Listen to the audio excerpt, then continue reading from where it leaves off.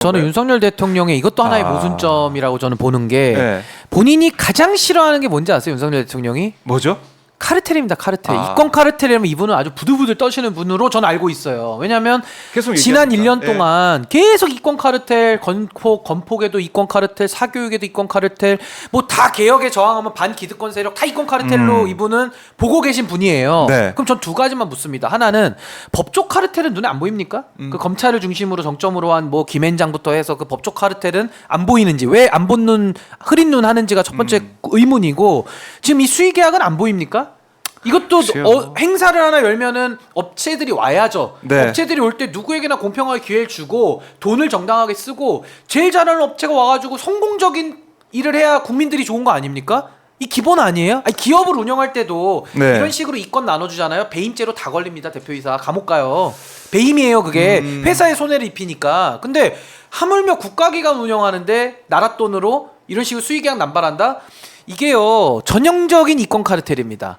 윤석열 대통령 자기가 하는 이권 카르텔은 또 선한 겁니까? 남이 하면 마약이고 본인이 하면은 보약이에요? 제가 봤을 때는 심각한 저는 거예요, 과거에는 네, 뭔가 왜 내로남불. 법조 카르텔은 놔두고 다른 카르텔만 지적하냐 이렇게 그 생각. 카르텔 얘기하죠. 막 얘기하는데 가만 생각해 보니까 생각을 못 하는 거야. 나랑 친한 사람들은 카르텔이 아닌 거야. 아예 그냥 그런 개념이 없는 거야. 그냥 뭐 이게 이 사람이 거의 뭔가 금쪽이 수준의 지적 발달 능력 아닙니까? 금쪽이들이 뭔가 그러거든요. 뭔가 좀 의도를 가지고 위선적으로 해갖고 내 거는 보호하고 저쪽은 친다 그런 게 아니고 네. 나랑 친한 사람은 카르텔이 아닌 거야. 우리 수익이 하는 다 되는 거. 원래 그렇게 해도 되는 그게 거고 문제라는 다른 사람이 하는 거는 그냥 그건 상식인 거죠. 이제 그러니까 진짜 내로남불의 끝판왕이다. 그러니까 야당 대표는 2년 넘게 100명 그러게요. 가까운 인원을 투입해서 그렇게 수사를 하는 거고, 김건희 여사는 뭐 수사 소환한다 그러니까 그냥 검찰 인사를 그냥 해체해 버리잖아 그냥. 아니, 그러니까 우리가 보통 검찰을 꼬셔버리고 있어요. 수신제가라는 말을 쓰잖아요. 네. 그러니까 자기를 먼저 돌아보는 게 가장 최우선인 그렇죠. 거거든요. 근데 네. 이분은 수신제가가 안 되는 거죠.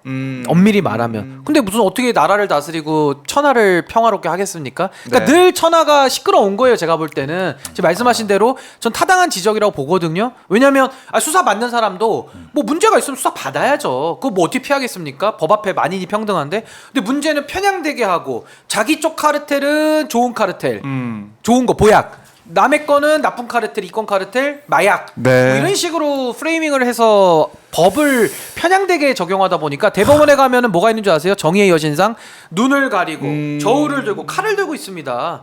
왜 눈을 가리겠습니까? 공평무사하겠다라는 거거든요. 그 저울을 왜 들고 있습니까? 균형 있게 해야죠. 근데 여기 이게 다 무너지니까 대법원의 정의의 여신상을 전 윤석열 대통령이 가서 견학하고 와야 된다. 앞에 더 박스 스탑스 히어만 자꾸 볼 게 아니라 그 여신상 대법원 앞에 갔다 와야 돼요. 그 상을 축소판 만들어서 갖다 놔야 돼. 그럴까요? 김병로 대법원장한테 아주 혼줄이 좀 나셔야 될 것 같아요. 제가 볼 때는. 저는 아이고. 역대 우리나라 지도자 중에 자신의 친인척과 관련해서 이렇게 관대한 그러게요. 입장을 내는 사람이 없었어요. 정말 다들 이렇게까지는 한 적이 없거든요. 다들 뭐 네. 아들도 처벌받고 다 그렇게 했죠. 다 형님도 그렇게. 처벌받고 막 그랬거든요. 근데 네. 유독 우리나라 지금 현재 윤석열 대통령하고 검찰만 우리 김건희 여사는 그 역사에 안 돼. 남을 상황이에요. 지금. 역사에 남은 상황인데 네. 앞으로는 지금 저는 이렇게 봅니다. 자, 이 사항에 대해서 이 검찰권 남용, 내로남불 수사에 대해서 책임을 져야 되는데 언젠가는 검찰은 네. 이거 왜 내가 지냐? 대통령이 져야 된다. 대통령은 아니다. 검찰과 나는 한 몸이다. 그래서 이 싸움이 빠르면 수개월, 네. 늦으면 1년 안에 결국은 터질 거라고 봅니다. 아니 근데 이게 정의감이라는 게 양심과 관련된 문제거든요. 사람이 동물과 다른 점이 뭐 있습니까? 동물은 양심이라는 게 없죠. 도덕이라는 게 없죠. 근데 사람은 양심이 있는 거거든요. 네. 동물 그러니까 사람은 그렇죠. 다른 거죠. 동물과 다른 점이 양심이 있는 거고 도덕을 아는 건데 지금 윤석열 대통령은 법이라고 하는 건 도덕의 가장 최소한입니다. 도덕의 가장 최소한이고 법이 불평등하게 적용되는 순간 그건 법으로서 스스로의 권위가 무너지는 거예요. 내가 법을 안 지키면서 어떻게 상대방한테는 그렇죠. 법을 지키라고 요구를 합니까? 예. 특히 검찰이 법을 가지고 누군가의 인생을 갖다가 파멸시킬 수도 있고 또 제대로 된 수사를 하면은 누군가를 구제도 할 수 있는 거거든요. 피해자 네. 편에서는. 그러니까 법이라는 걸 갖다가 정말 제대로 적재적소에 아주 알맞게 적용해야 되는 굉장히 무거운 역할인데 법을 집행하는 최고 사령관이라고 하는 윤석열 대통령이 특히 검찰 출신이 이런 식의 법을 갖다가 우리 편만 감싸주고 남의 편만 이렇게 하는 거는 있을 수 없는 내로남불이고 양심의 문제 아니냐라는 생각이 듭니다. 네, 양심의 문제다. 김건희 여사 수사가 어떻게 진행될지는 봐야겠지만 어쨌든 서울중앙지검장이 바뀌었고 또 차장 검사들이 싹 다 바뀌었기 때문에 제대로 될 수 있겠느냐, 수사가 안 될 것이다, 이런 얘기가 계속 나오는 상황입니다. 오히려 제대로 되면 이상하지 않습니까? 제대로 되면은 아니 자기 측근 다 박아놓고 수사하라 그러면은 어떻게 제대로 될까요? 예를 들어 이재명 대표님 뭐 여러 가지 재판받는 거 있잖아요. 그 수사를 이재명 대표도 주변에 아는 변호사들 많으니까 거기가 특검 꾸려가지고 수사한다 그러면 누가 믿을까요? 그거 안 믿죠. 국민들이 볼 때는 네, 거꾸로 대입해 보면 이것도 마찬가지 아닙니까? 그래요.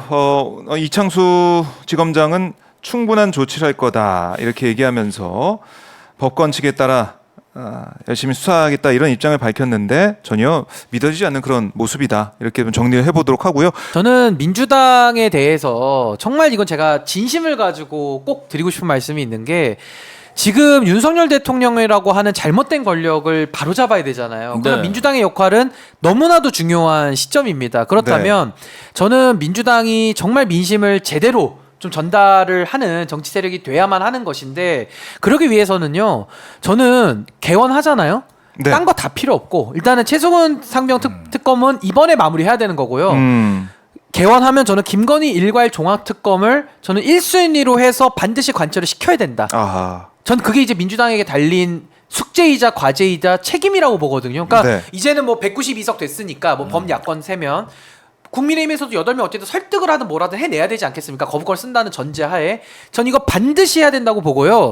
하나만 더 제가 말씀드리면 좀 다른 거에 우선순위가 휘둘리지 않았으면 좋겠어요. 그러니까 지금도 뭐 윤석열 정권 지적할 게 한두 개겠습니까? 저도 여기 와서 방송 떠들으려고 그러면은 한 100가지를 나열할 수 있는데 네. 그중에서 저는 하나라도 좀 성과를 내고, 그러니까 성과라 하면 그 특검이 들어가야 성과라고 우리가 할 수 있으니까 좀 하나라도 성과를 내면서 그걸 가지고 좀 민심의 힘을 얻어서 야당이 싸워야지 민심과 동떨어져가지고 마치 우리가 뭐 사랑 고백할 때도 그쪽 상대방의 마음을 봐가면서 우리가 고백을 해야지 상대방은 아무 생각도 없는데 막 좋은 마음에 들끓어가지고 네. 막 연애 편지를 100통 쓴다. 그럼 요즘은 그거 이제 스토커로 보거든요. 그러니까 그렇죠. 그런 것처럼 좀 민심과 함께 갔으면 좋겠어요. 그래서 저는 이번에도 의장님 좀 잘 뽑아서 네. 뭐 그분은 중립적으로 하셔야겠지만은 민주당이 정말 김건희 종합특검 이거 1순위로 관철해내지 못하면은 오히려 저 딴 건 좀 안 했으면 좋겠어요. 민주당도. 근데 요즘은 보면은 조국당도 요즘 특히 더 그러던데 이거 해야 된다 저거 해야 된다 막 집토막식으로 던지거든요.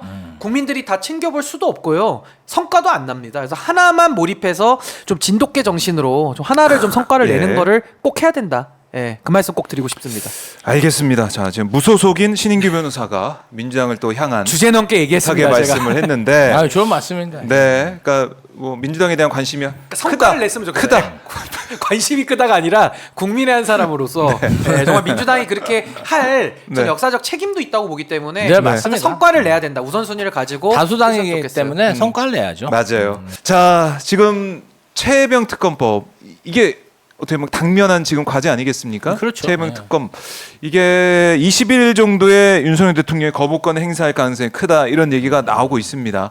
거부권 행사하게 된다면 앞으로의 전국 어떻게 좀 진행될까? 어떻게 예상하십니까? 뭐 급속히 냉각되겠죠. 냉각된다. 그런데 뭐 이미 이제 네. 기자회견에서도 거부권 시사했기 때문에 뭐 짜여진 그런 순서라고 생각하는데 참 진짜 해도 넘어간 것 해들 같습니다. 넘어온다. 그 결국에는 탄핵 얘기가 나올 수밖에 없을 것 같은데 이렇게 되면 그렇죠. 본격적으로 나오지 않을까 생각이 들고 예, 해병대원들이 지금 4차까지 진행된 이 행군을 계속 하고 있어요. 행군을 하고 있고 뭐 지난 주말에는 서울에서 했고 계속해서 전국을 돌면서 행군을 하면서 결국 정권 퇴진 운동에 나서겠다, 적극적으로 나서겠다 이런 얘기도 하고 있던데 여기에 뭐 야당이 바로 결합 못한다고 하더라도 탄핵 분위기.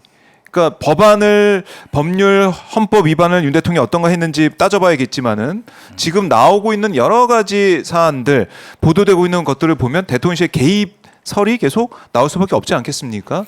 글쎄요. 그런데 이제 탄핵이 정말 진행되기까지는 굉장한 국민적 그런 분노 에너지가 차야 되는데 네. 그것이 정말 언제 트리거가 돼서 아하. 방아쇠가 당겨질지는 모르죠. 그런데 이제 야당 입장에서는 사실은 최상병 특검을 5월달에 이렇게 네. 통과시켜서 어떤 집행을 할 수 있게 이렇게 정부에 제안한 거잖아요. 이거 자체가 사실 매우 잘한 행위고 요거는 거부권을 행사하면 또 제2 요구의 그 시간이 있기 때문에 최대한 국민 여론을 만들어서 의회를 압박해서 통과될 수 있게 일단은 예. 그 제2가 통과될 수 있게 노력하는 게 다고 이제 6월 돼서 만약에 통과 안 됐다고 해도 폐기가 된다. 네, 국회의장하고 법사위를 가져온다면 네. 또 어떤 그동안 거부됐던 법안들을 다 발의하고 김건희 특검까지 포함해가지고 뭔가 좀 강한 개혁 입법 드라이브를 추진해야 된다. 네. 근데 뭐 아까도 말씀드렸듯이 저희가 이제 어떤 의석수의 한계는 있는 거잖아요. 8석. 네. 한계가 있고 그다음에 의회는 집행권은 없는 거지 않습니까? 그러다 그렇죠. 보니까 이 좀 범죄 혐의나 이런 것들이 좀 더 나와야 됩니다. 그런데 일단은 더 나와야 지금 된다. 분위기로서는 윤석열 정권의 레임덕이 가시화되고 있기 때문에 뭔가 더 많은 것들이 드러나지 않을까 싶고 그 중에 어떤 게 정말 방아쇠가 돼서 네. 국민적 감정이 지난번 2017년 탄핵 정국처럼 불사오른다면 뭐 그때 돼서는 또 새로운 역사가 이루어지지 않을까 조심스럽게 한번 예상해 봅니다. 그래요. 이번에 MBC 이제 보도 이거 한번 볼까요? 최혜병 관련한 보도가 또 나오고 있는데 당시 현장에 투입됐던 임성근 사단장 직속의 7여단장의 진술서 전문이 보도가 됐습니다. MBC 보도인데요. 7여단장이 임성근 사단장이 직접 구체적인 지시했다라고 일관되게 진술했어요. 그러니까 작전을 지시하지 않았다. 지시할 권한이 없어서 책임도 없다는 이 얘기. 이게 임성근 전 사단장 주장 아니겠습니까? 이번에 경북청에서 뭐 1박 2일로 조사받았다고 하는데 MBC의 보도에 따르면 7여단장은 임성근 1사단장이 직접 지시를 받아서 부대를 지휘했는데 해병대 최상병 사망 전까지도 작전 통제권을 가진 육군과의 원격 화상 회의나 VTC 뭐 이런 게 단 한 차례 없었다라고도 얘기를 했어요. 그러니까 육군 54단장이 찾아와서 작전 지도를 한 적도 없다는 거예요. 근데 반면 임성근 전 사단장은 지휘권이 없다면서도 수색 작업 첫날 7월 18일 현장을 찾아왔어요. 그래서 작전 지도를 했고 또 저녁 8시 30분에는 화상 회의도 직접 주재를 했습니다. 이 회의에서 임 전 사단장이 전반적으로 작전에 대한 평가와 지침을 내렸다라는 거고 그걸 듣고 있으니까 그대로 했다는 거 아니겠습니까? 수변으로 내려가서 장화를 신고 작전을 수행하라 이런 임 사단장의 세세한 지시도 이때 나왔다는 거예요. 그래서 7여단장은 해병 1사단장의 지침을 받아서 작전을 수행한다 이렇게 임성근 전 사단장이 현장을 사실상 지휘했다라고 밝히고 있습니다.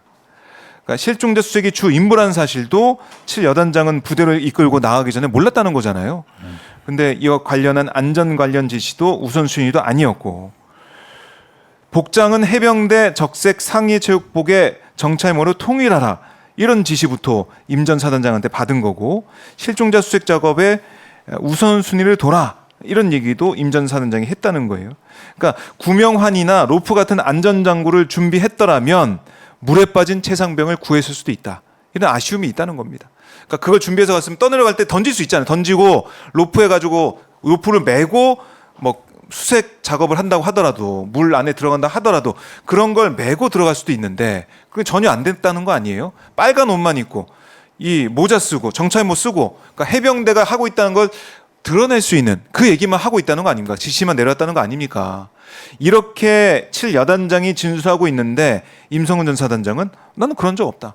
계속 주장을 하고 있으니 국민들이 화가 날 수밖에 없죠. 이 사안에서. 이 당시에 물살이 세서 장갑차가 들어갔다가 철수했다는 거 아닙니까? 뭐 500마력, 700마력 엔진을 달고 네. 있는 장갑차도 물살이 세갖고 철수를 한 데다가 애들을 갖다 거기다 몰아놓고 우리 그 군 간부들이 바보가 아닙니다. 그럼요. 군 간부들이 우리에게 우스갯소리로 군 간부들은 대한민국 주적을 제일 네. 무서워하고 그 다음에 무서워하는 게 장병들의 부모님들입니다. 그래서 정말 그 물살에다가 애들을 본인들이 그걸 왜 쳐넣겠습니까? 정말 몰아놓고 우리 아이들이 그냥 막 정말 어이없이 어떤 안전 장구도 없이 그렇게 사망자 수색하다가 아니 네. 해병대가 누구 구하는 부대입니까? 아니잖아요. 인명구조 부대가 아니죠. 인명구조 부대가 아니잖아요. 그러면 네. 왜 이런 일을 했냐? 누군가는 어떤 대통령이나 누구에게 지휘권자한테 잘 보이려고 이런 무리한 작전을 지시한 거지 않습니까? 그럼 뭐 대대장이나 중령이나 이런 사람들이 그거 잘 보이려고 그랬겠어요? 사고 나면은 본인들이 다 앞길이 막히고 처벌받는데 네. 정말 현장 지휘관이 지휘를 하지 않으면 그렇게 무리하게 움직이지 않는데 현장 지휘관이 그랬다는 거 아닙니까? 바둑판 형식으로 촘촘히 하라고 그러고 그러게요. 수색을 왜 수색에 성과가 없냐 질택도 하고 그러니까 막 이렇게 그 지휘관들이 막 대화를 안 하잖아요. 막 무섭다 그러고 어떻게 해야 되냐 막 그 카톡에 다 남아 있잖아요. 그런데도 어떻게 물론 이제 무죄인지 유죄인지 수사를 해서 기소가 되면 네. 최종 법원에서 판결을 받아야겠죠. 아니, 그런데 왜 제대로 수사를 안 하고 혐의자에서 뺍니까? 그러게 말입니다. 그러니까 이 재단을 해놓은 상태에서 그 조사 기록을 국방부에서는 군에서는 경찰에 넘겼다라고 볼 수가 없는데 2명만 뭐 적실해서 넘긴 거 아니겠습니까? 그러다 보니까 국민들이 특검이 필요하다는 얘기를 하고 있는 것이고요.